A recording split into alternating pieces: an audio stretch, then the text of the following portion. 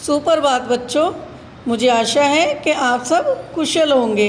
आज हम हिंदी व्याकरण की कक्षा में हमारे राष्ट्रीय प्रतीक के बारे में जानेंगे और समझेंगे कि हमारे राष्ट्रीय प्रतीक कौन कौन से होते हैं। हमारे राष्ट्रीय प्रतीक को इंग्लिश में हम आर नेशनल सिंबल भी कहते हैं। क्या कहते हैं? Yes, our national symbol.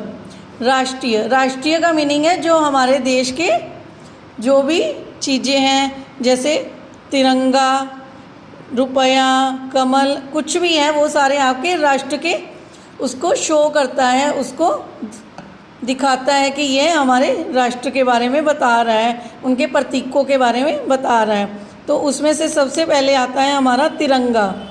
राष्ट्रीय ध्वज।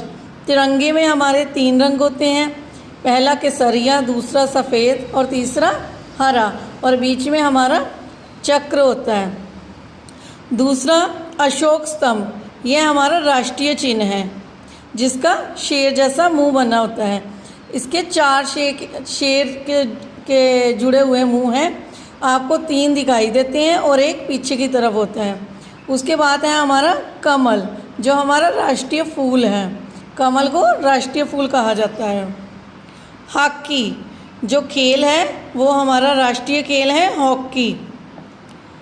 राष्ट्रीय पक्षी मोर, मोर हमारा राष्ट्रीय पक्षी है। बच्चों, पक्षी तो हमारे बहुत सारे हैं, जैसे चिड़िया, तोता, बुलबुल, मगर राष्ट्रीय पक्षी हमारा मोर है।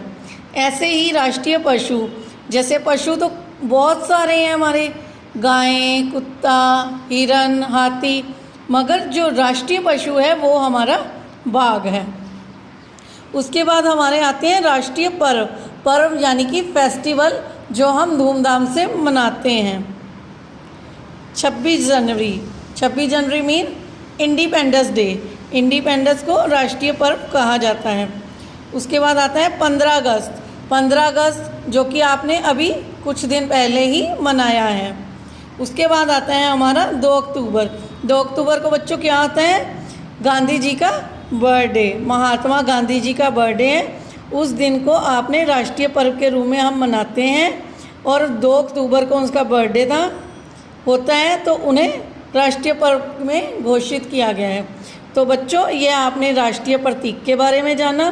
कौन कौन से हैं फिर से दोहराएंगे हम एक बार।